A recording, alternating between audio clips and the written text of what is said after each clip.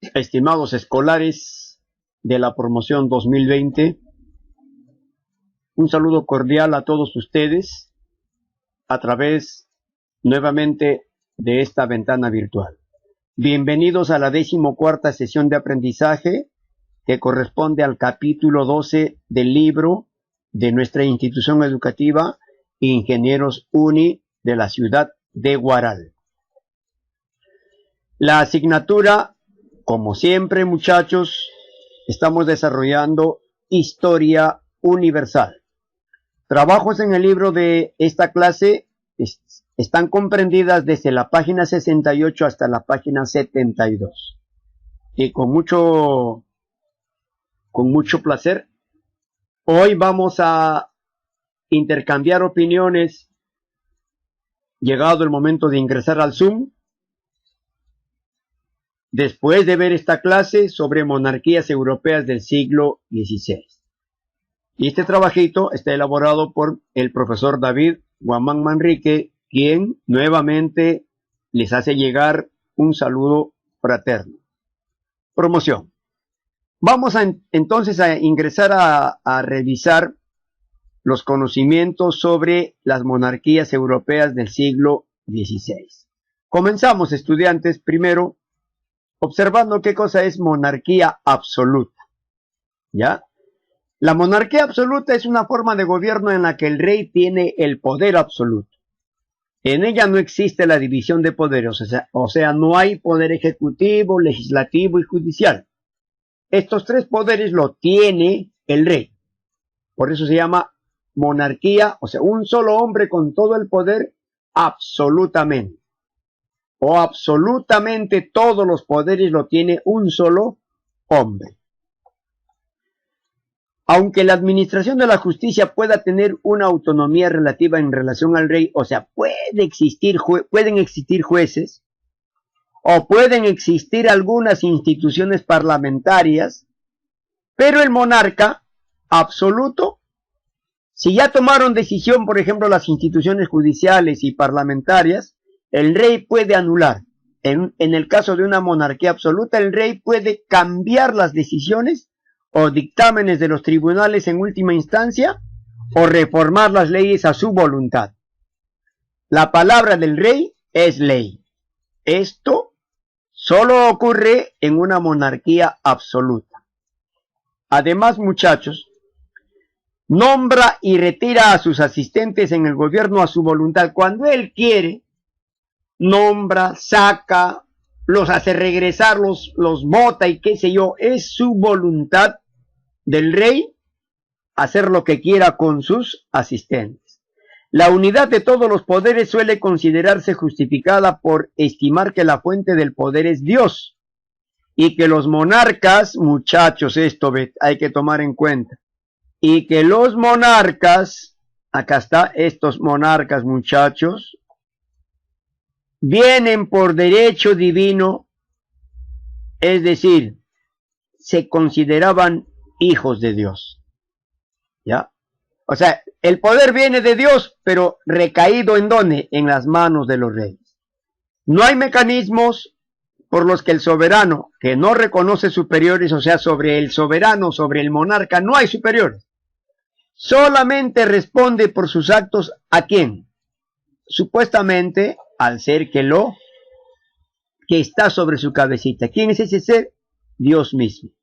Es decir, a quien yo como rey absoluto voy a rendirle cuenta, solamente a Dios y a ningún ser humano. No tengo por qué rendirle cuentas a ningún ser humano, solamente a Dios. Porque yo soy su hijo, y yo desciendo de Dios, tengo origen divino, por tanto solamente a él le debo explicaciones. Uno de los representantes del siglo XVIII, el rey absoluto, fue el rey Luis XIV de Francia, que él decía, el Estado soy yo, y nadie más que yo. Solito gobernaba toda Francia, muchachos. Ahora, entendiendo esa partecita de la monarquía absoluta, vamos a entender quiénes defendían el absolutismo. En este caso, Jean Bodin, y que me falta aquí un paréntesis, lo completan ustedes, muchachos. Jean Bodin, que nació en 1530 y murió en 1596, sostenía que un rey debía gobernar sin necesidad de ningún consentimiento ajeno, es decir, nadie se debe meter en el gobierno del rey. Publicó los 6 libros de la República. En esta obra de Jean Bodin, allí explica que el rey debía gobernar sin ninguna intromisión. Nadie se debe meter en su gobierno. No hay consejo ajeno. El único consejero del rey es el mismo rey. Imagínense, eso es ideología de absolutismo, ¿verdad? ¿Ya? Jacobo Estuardo fue rey de Escocia e Inglaterra. Consideraba al monarca como lugarteniente de Dios. Es decir, Jacobo Estuardo dice, pues bueno, Dios gobierna aquí en la tierra a través de los reyes, porque es el brazo derecho de Dios, los reyes. Verdadera ley de las monarquías libres de hasta 1598. O sea, todas las monarquías, muchachos, decían ser lugartenientes de Dios. ¿Qué tal imaginación, no? Thomas Hobbes propuso en su obra Leviatán que las naciones prosperan bajo una monarquía. No van a prosperar si no tienen una monarquía. Deben tener una monarquía para que prosperen. No porque tienen un príncipe, sino porque le obedecen. ¿Ya? O sea, es decir, hay que ser rey, pero para ser rey hay que tener buen carácter, buen dominio y que te obedezcan. En su obra Leviatán dice eso, ¿no? O sea, es decir, rey, tú tienes que ser rey, pero tu nación tiene que ser poderosa no porque tienes un príncipe al costado, sino porque la gente te obedece. Y te tiene que obedecer. Porque tú eres el único soberano a quien deben estricta obediencia. Eso decía Thomas Hobbes. Ahora, Jacques Bossuet. Jacques Bossuet, muchachos, consideraba que la monarquía era la forma de gobierno más natural. Sobre todo si es hereditaria, o sea, decir, era sagrada y absoluta. Para él, el rey representa a la majestad divina, es decir, es hijo de Dios. En los reyes estáis viendo la imagen de, mira, ¿qué decía? Ve? Tú, muchacho, ¿ves en todos los reyes de Europa? Sí, es el mismo Dios. ¿Ya? Ahí está la imagen de Dios. Es tu Dios. Imagínense, Jacques Bossuet decía que el rey era el Dios, imagen y semejanza de Dios. Entonces, según Jacques Bossuet,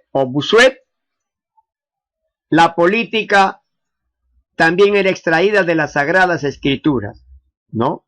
Según las Sagradas Escrituras, era un mandato que los reyes eran imagen y semejanza de Dios, y con esa autoridad tenían que gobernar. Pero sale un representante más perspicaz para el absolutismo, muchachos, y es Nicolás Maquiavelo. Nicolás Maquiavélico, diplomático, filósofo, político y escritor italiano del Renacimiento. Asimismo, el autor es considerado el padre de la ciencia política moderna.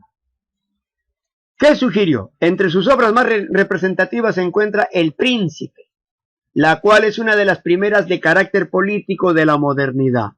En esta obra del Príncipe, muchachos, ¿qué aconseja Maquiavelo? Por eso, no sé si ustedes alguna vez han escuchado decir, tiene ideas maquiavélicas, ¿cierto? Ahora vamos, ¿por qué? Cuando alguien trama algo, cuando alguien va a hacer algo turbio, algo engañoso, o va a hacer daño inclusive, se dice, tiene ideas maquiavélicas. ¿Saben por qué, muchachos? Porque en su libro o en su obra El Príncipe, ¿qué decía? Oye, rey, tú tienes que manipular, ¿ya? Manipula a la población. Si no sabes manipularlos, no vas a tener buen gobierno. Manipula. O sea, haciendo uso de los medios necesarios para alcanzar los fines, manipula, muchachos. Rey manipula. Además, tienes que tener tenacidad y astucia. Tienes que ser tenaz, un carácter de hierro, fuerte, no retroceder en tus decisiones y mucha astucia. Y también saben qué les aconsejaba, muchachos. No es bueno ser moral, no, los moralistas no van a llegar a conseguir poder. No, señor. Hay que ser inmorales. Ve, ahí viene lo negativo de Maquiavelo, ¿no? Dice, debe estar por encima del bien y del mal. No te interesa qué cosa sea el bien, qué cosa sea el mal, compadre. Actúa tú de acuerdo a lo que tú creas conveniente. No, pero esto es malo. ¿A ti qué te interesa? Tú actúa a través de la inmoralidad y con eso vas a obtener poder. Ingenio y lo último esto, experto en el engaño. Es decir, el rey tiene que saber engañar. Si no sabe engañar, entonces no va a conseguir poder. Imagínense lo que decía este señor, Nicolás Maquiavelo. Y todas las monarquías en Europa tomaron como una especie de mandato lo que Nicolás Maquiavelo había hecho. Por eso se dice, tiene ideas maquiavélicas en el amor. Si tú pones experto en el engaño y te encuentras con un experto en el engaño, ya fuiste. Entonces este experto en el engaño va a tener ideas maquiavélicas, ¿ve? ¿Por qué razón? Porque te va a engañar, ¿no? Y te va a engañar. Es como una especie de los políticos, ¿no? Y en verdad creo que todos los políticos hacen caso a las ideas maquiavélicas, ¿no? Expertos en el engaño. Engaña y llegarás al poder. Con todo político que hace, te ofrece el oro y el moro. Oye, voy a poner pistas, veredas, voy a ayudarte a tu pueblo, voy a hacer esto, tal desagüe, voy a construir parques, reconstruir hospitales. Cuando llega al poder, nos engañó. Es la clásica de un político. Entonces, todo político en el mundo, muchachos, si no engaña, no llega al poder. Y nosotros que ya estamos cansados de engaños, seguimos votando por políticos. No tenemos otra alternativa. Que todos los que se presentan para llegar a obtener el poder son políticos. Lamentablemente políticos. Y la política en estos últimos actuales está siendo sinónimo de política, corrupción. Antes de ser arte de gobernar o saber gobernar adecuadamente, la política ya no es eso, ahora es la política, es corrupción. La política es ladronería, la política es robar nuestras riquezas. Y a eso entran los diplomáticos, a eso entran los gobernantes, a eso entran los padres de la patria. ¿Para qué? Para, haciendo caso a las ideas maquiavélicas, engañarnos y no hacer obras correctas. Y meterse a la corrupción. Bueno, alguna vez esperemos de que esto cambie y tenga un viraje total de 180 grados y decir que alguna vez en el Perú no existe ya la corrupción. ¿Será posible eso? Vamos a ver, muchachos. Ver para creer, aunque esto sea una utopía. Y para mí es una utopía. Ahora, características de las monarquías autoritarias. Mayor poder centralizado en los monarcas. Unidad religiosa. La disidencia religiosa es concebida como una forma de oposición al poder real. Es decir, tú no puedes tener otra creencia diferente a la del rey. Y si tú desobedeces, entonces te estás poniendo contra el rey. Todos los súbditos tienen que tener la misma religión de su gobernante. Si el rey es protestante, todos son protestantes. Si el rey es católico, todos son católicos. Si el rey es musulmán, todos son musulmanes. Y así sucesivamente.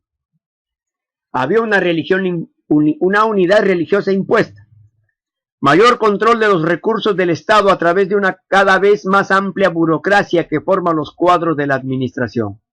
Es decir, acá los recursos naturales, económicos del Estado los controlaba el rey a través de su amplia gente que trabajaba con él en el control de estas riquezas.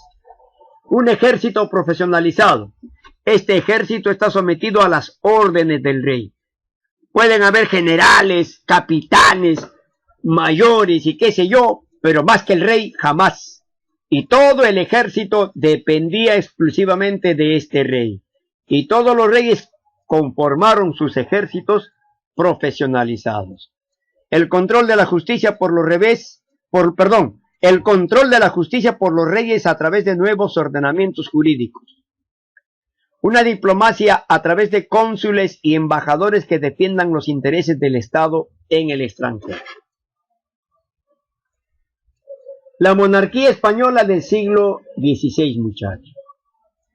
La monarquía española es una de las más tradicionales monarquías europeas aún vigentes, que hoy ostenta el carácter de monarquía parlamentaria. Es decir, tienen un rey y una reina, pero ellos ya no tienen todo el poder, ya no son monarquías absolutistas ya.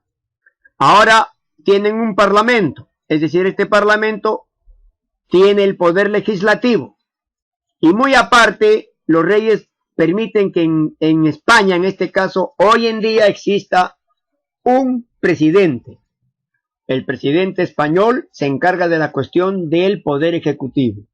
En este caso, los monarcas son autoridades más que nada de imagen. Y también le rinden mucha pleitesía porque los europeos, y tanto como los españoles, veneran mucho a sus reyes por tradición. Ahora, se considera que la monarquía española se consolidó tras el matrimonio de Isabel I de Castilla con Fernando II de Aragón. Acá se juntan dos reinos, ¿ve? El reino de Castilla y el reino de Aragón. Posteriormente, estos reyes, muchachos, los dos reyes católicos, van a anexar Granada, el reino de Granada, el reino de Navarra y el reino de León. Y al anexar estos, se juntan el reino de Castilla, Aragón, Granada, Navarra y León, y van a conformar el reino de España.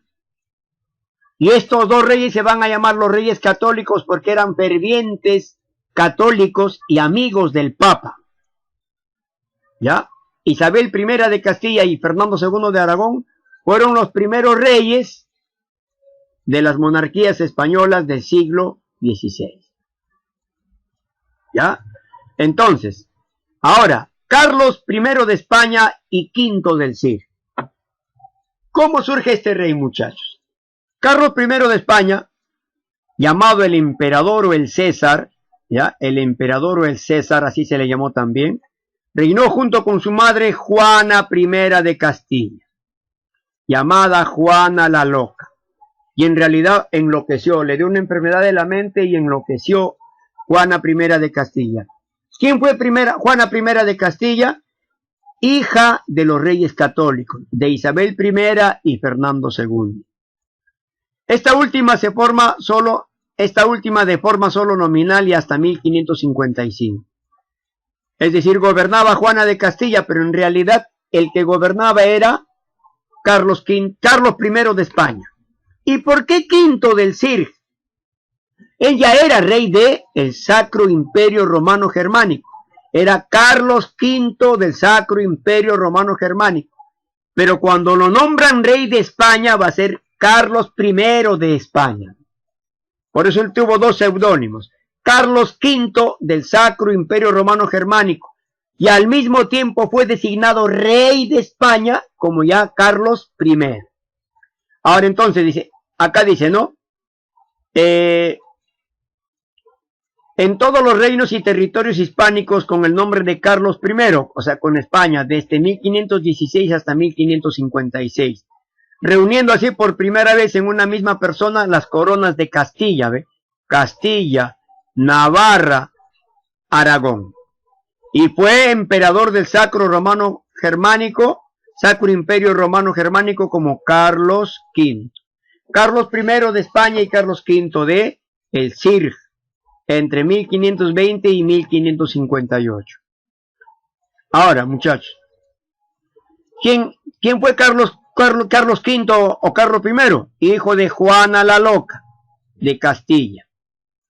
Ya Juana de Castilla y su esposo Felipe I el Hermoso. O sea, es decir, nieto por vía paterna, o sea, nieto de los papás de Felipe el Hermoso. ¿Quiénes eran los papás de Felipe el Hermoso? Maximiliano I de Habsburgo y María de Borgoña. Ahora, y nieto por vía materna ¿de quiénes? De los reyes católicos, Isabel I de Castilla y Fernando II de Aragón, de quienes heredó Castilla, Navarra, las Indias, Nápoles, Sicilia y Aragón. Carlos I o Carlos V, muchachos, también va a recibir como herencia la colonia del Perú. Es decir, nosotros en aquel entonces, cuando Carlos I ingresa a ser rey de España, le dicen, mira, rey de España, rey Carlos I, te entrego la colonia del Perú y de México. Las colonias de Perú y México en América. Es tuyo.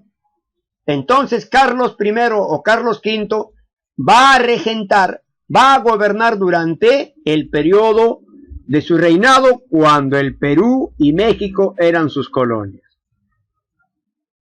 Aquí tenemos la imagen del rey Carlos I de España y V del Sacro Imperio Romano Germánico. Obras sobresalientes de Carlos I.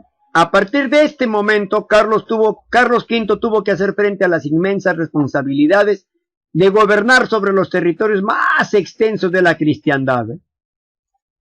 Además, acometió la dirección de las conquistas en América y la regularización del comercio con el nuevo continente. O sea, tenía que afrontar cómo va a llevarse a cabo el comercio con el nuevo continente. Afrontó el cisma religioso planteado por los protestantes. O sea, el cisma religioso dentro de España, ¿qué cosa fue?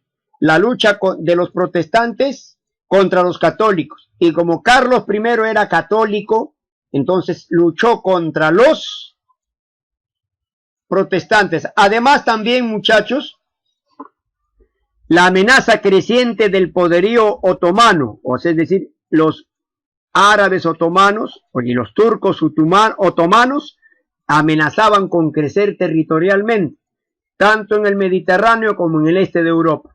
¿Encabezado por quién? Por el Solimán el Magnífico.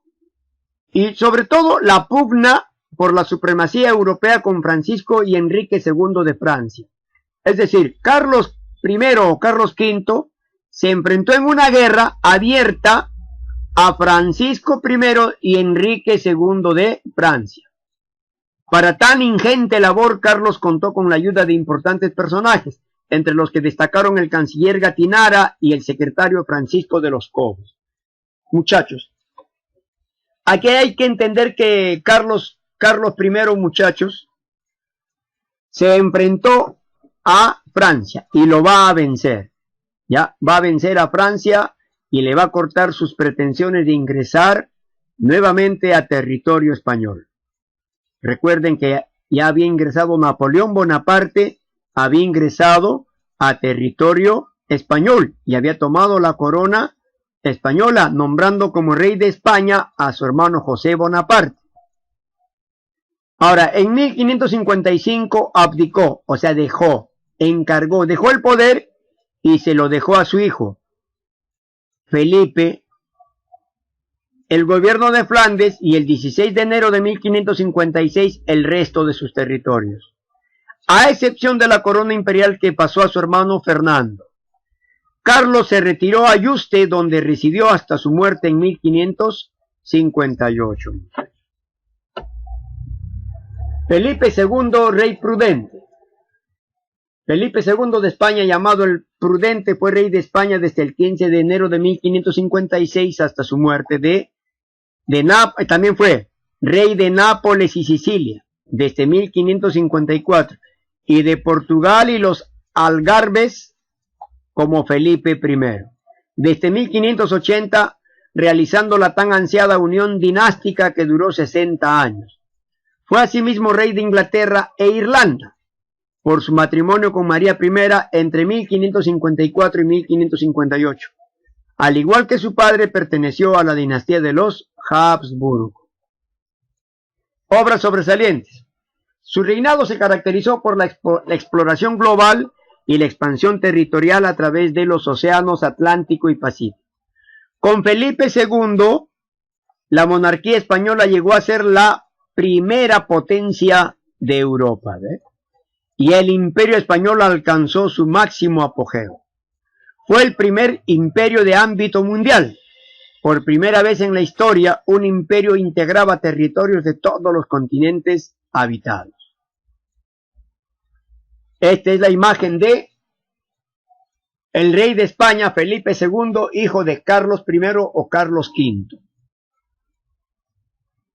La monarquía francesa en el siglo XVI. A ver, acá hay que hacer un recuento ahora con los reyes de Francia, ¿no? Por ejemplo, la monarquía francesa, hay que recordar, el imperio carolingio, muchachos, va a venir del reino franco.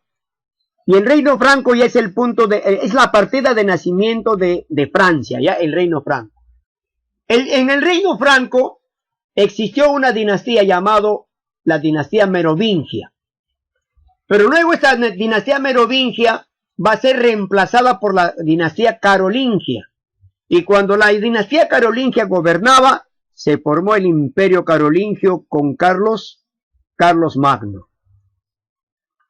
Por esta razón, el proceso del imperio carolingio avanzó con la dinastía carolingia hasta que en el año 843 después de Cristo, con el Tratado de Verdún, muchachos, este imperio carolingio se va a dividir en Italia, Alemania y Francia. El reino de Francia cayó en manos ¿de quién? De su primer rey, el reino de Francia, llamado Carlos el Calvo, y pertenecía a la dinastía carolingia, porque viene de la dinastía carolingia, muchachos. ¿Y cómo es esta división? Ahí está, ¿ve? Carlos el Calvo obtuvo Francia, aquí está, muchachos, Carlos el Calvo, Francia. Lotario obtuvo Italia, o el reino de Italia, y Luis el Germánico obtuvo Alemania, ¿ve? Esta parte, ¿ve? Se dividió el imperio carolingio entonces en Francia, Italia y Alemania. Luego Italia y Alemania se van a juntar, ¿no? Estos dos se juntan y van a formar el Sacro Imperio Romano Germánico de aquel entonces, dejando de lado solito a Francia de Carlos el Calvo. Ahora, muchachos, reyes de Francia del siglo XVI. Recordemos que en Francia, desde que era reino franco, el poder pasó por las siguientes dinastías: Merovingia, Carolingia, Capeto, Valois, Borbón, primera dinastía Bonaparte, segunda dinastía Bonaparte y Orleans. ¿Ya? Ahora, el rey Francisco. Francisco I de Francia, conocido como el padre y restaurador de las letras, el rey caballero y el rey guerrero. Fue consagrado como rey de Francia el 25 de enero de 515 en la catedral de Reims y reinó hasta su muerte en 1547. ¿Por qué sobresale este rey? Francisco I es considerado como el monarca emblemático del periodo del Renacimiento francés. Justo en el Renacimiento francés, este rey va a gobernar. Su reinado permitió un desarrollo importante de las artes y las letras en Francia. La atracción que sentía por Italia se manifestó en el mecenazgo que ejerció sobre algunos artistas italianos como Leonardo da Vinci. En el plano militar y político, el reinado de Francisco I estuvo plagado de guerras y de importantes acontecimientos diplomáticos. Tuvo un rival poderoso en la figura del emperador y rey de España, Carlos I, y debió contar con los intereses diplomáticos del rey Enrique VIII de Inglaterra, siempre deseoso de posicionarse como aliado de uno u otro bando. Entonces, ¿qué quiere decir, muchachos? Que el rey Francisco I, ¿no? Se va a enfrentar como rey de Francia, se va a enfrentar a Carlos V o Carlos I de España. Lamentablemente va a perder esa guerra. El rey Enrique II sufrió varios reveses al final de su corto reinado. Fue derrotado en Italia y en los Países Bajos por España. ¿Quién reinaba España? Carlos V o Carlos I. Se vio obligado a aceptar en 1559 la paz de Cambresis y a renunciar definitivamente a las posesiones italianas. Fue hijo de Francisco I. Murió en 1559 durante un torneo contra Gabriel, conde de Montgomery, celebrado con motivo de la boda de su hija Isabel con Felipe II de España. Fue gravemente herido por la lanza de este en un ojo. Fue atendido por los mejores médicos y cirujanos que nada pudieron hacer para salvarlo. Es decir, él muere en una competencia deportiva, ¿no? Y acá está, él es la imagen del rey Enrique II. ¿Y cómo muere? Probablemente así, ¿no? Viene su competidor en la competencia de lucha de caballeros y le clava su espada, le clava ¿en dónde? En el ojo, produciéndole una muerte lenta pero segura.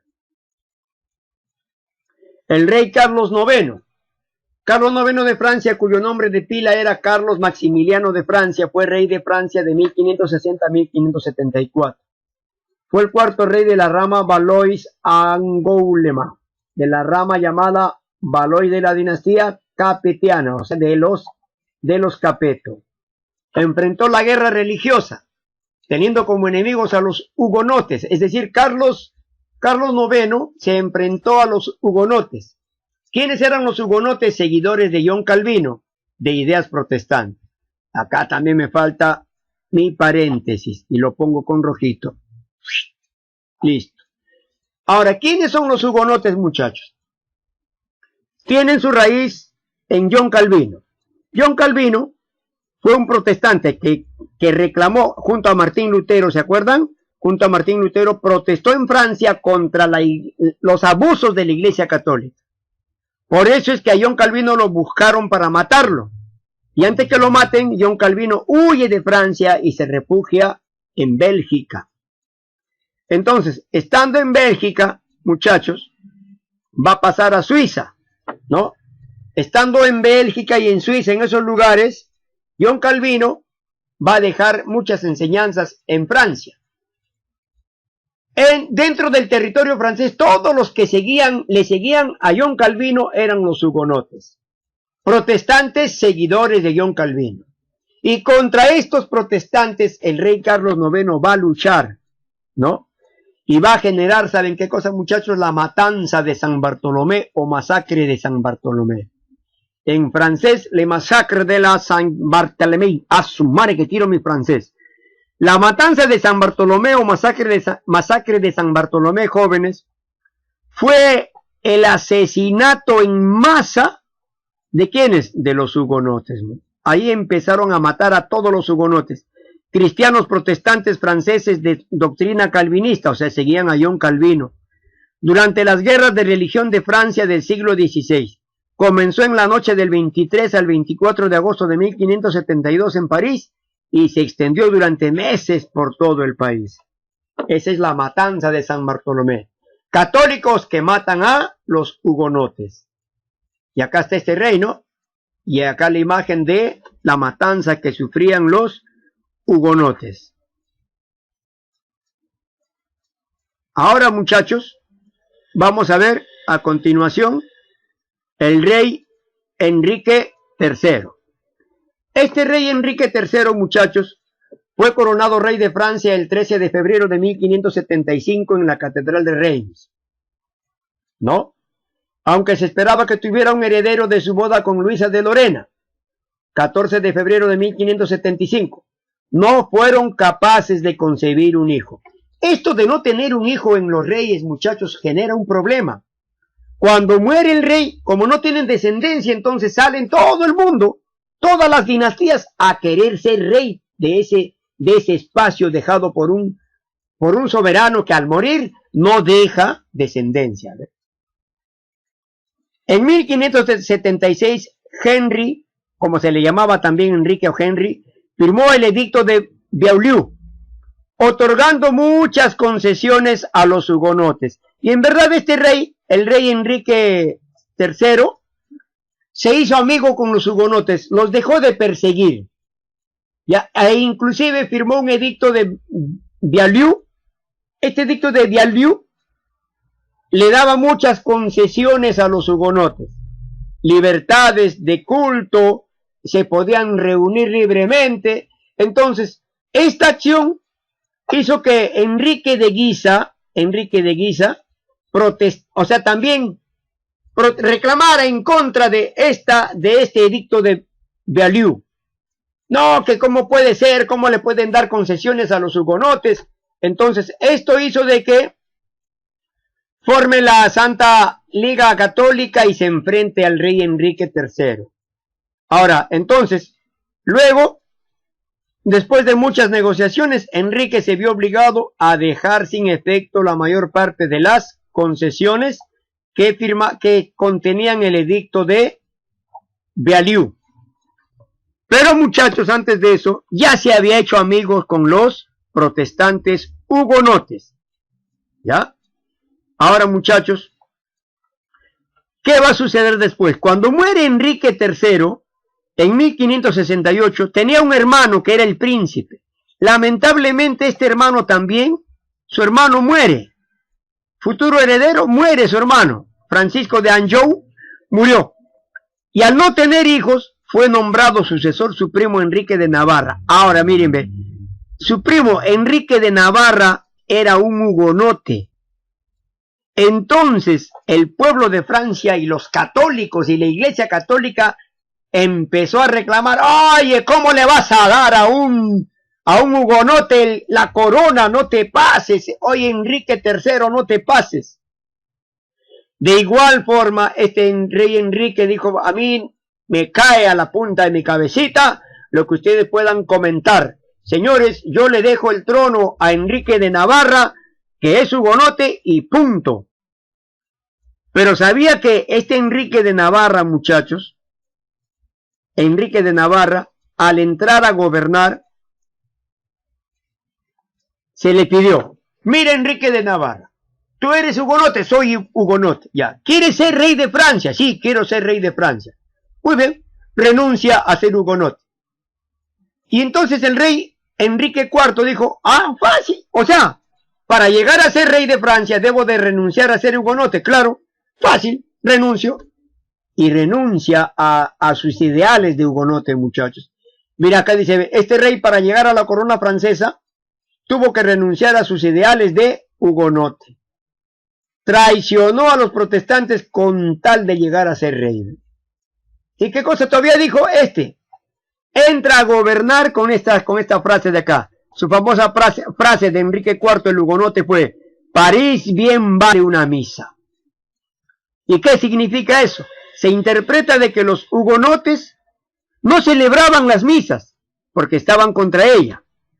Pero este hugonote, por amor al trono de Francia, mira, amor entre comillas, por amor al trono de Francia, dijo: bueno, voy a hacer misa, hago misa, traiciono a mis ideales de protestante con tal de ser rey. Listo. Eso significa: París bien vale una misa. O sea, si yo quiero ser rey de Francia y de París, hago yo una misa. Pero señor, tú eres hugonote, no puedes hacer una misa. Me importa una misa. Hago la misa. Al final hizo su misa y traicionó a los ideales de los hugonotes con tal de ser rey. ¿Y quién es este rey? Acá está. Véanlo bien. Hugonote, traidor. Acá dice: este rey demostró que por encima de todo están los intereses personales. ¿Qué me interesan los ideales?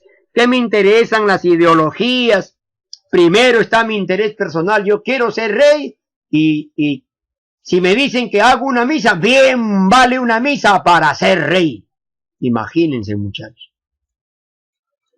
La monarquía inglesa del siglo XVI, y con esto ya vamos acabando esta clasecita, muchachos. En el siglo XVI gobernó la reina Isabel I. Isabel I de Inglaterra, a menudo referida como la Reina Virgen.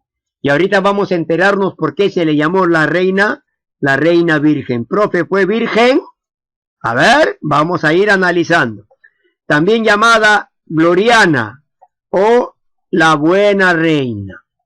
Fue reina de Inglaterra e Irlanda desde el 17 de noviembre de 1558 hasta el día de su muerte. Isabel fue la quinta y última monarca de la dinastía Tudor en Inglaterra. Hija de Enrique VIII, nació como princesa, pero su madre, Ana Bolena, fue ejecutada cuando ella tenía 3 añitos, con lo que Isabel fue declarada hija ilegítima. O sea, ya no podía ser reina, pero posteriormente, por suerte, se le va a reconocer que ella era descendiente de una dinastía, de la dinastía Tudor, que merecía ser reina. Por eso dice acá, sin embargo, tras la muerte de sus hermanos Eduardo VI y María I, Isabel asumió el trono. Ahora, una de las primeras medidas que tomó fue restablecer una iglesia protestante independiente de Roma. ¿Saben quién había hecho eso ya? Su padre, Enrique VIII. ¿Ya? Su padre, Enrique VIII, ya había creado la iglesia anglicana. Pero se habían olvidado ya, o sea, dejaron de lado la iglesia anglicana, pero restableció. Isabel I restablece la iglesia anglicana diferente a la iglesia católica. Y ella se convirtió, de la iglesia anglicana se convirtió la máxima autoridad. Se esperaba que, acá vamos con lo de la reina virgen, muchachos. Se esperaba que Isabel contrajera matrimonio, pero pese a varias peticiones del parlamento, Isabel, cásate, consigue marido, Isabel, búscate un San Borja, Isabel, vamos, haz familia, Isabel, danos un heredero, Isabel, pero Isabel, whiplash pichón in the life. Isabel no hizo caso a esto y nunca lo hizo. Nunca se casó, nunca tuvo hijos y por esta razón, muchachos, por esta razón, toda la gente pensaba que ella era virgen. ¿Y tú qué dices? ¿Sería virgen? Por lo que expresaba en su vida pública, ella fue virgen, muchachos, y por lo que ahora, las razones del por qué nunca se casó, nunca se supo, ¿ya? A medida que Isabel fue envejeciendo, su virginidad la volvió famosa. Y un culto creció alrededor de ella, celebrando en retratos, desfiles y literatura de la época. O sea, es decir, le rindieron pleitesía a la virginidad de la reina Isabel I de Inglaterra. Por eso se le llama reina virgen.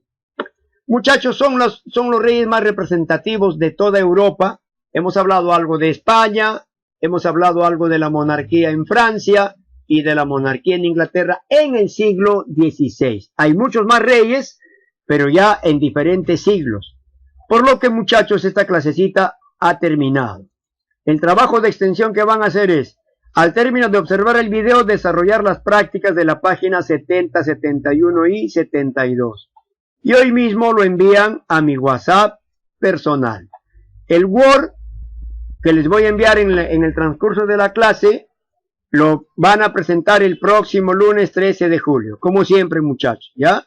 Copian en el cuadernito y lo presentan la próxima semana. Gracias y hasta la próxima clase, mis queridos estudiantes. Un abrazo fraterno y nos estaremos viendo muy pronto.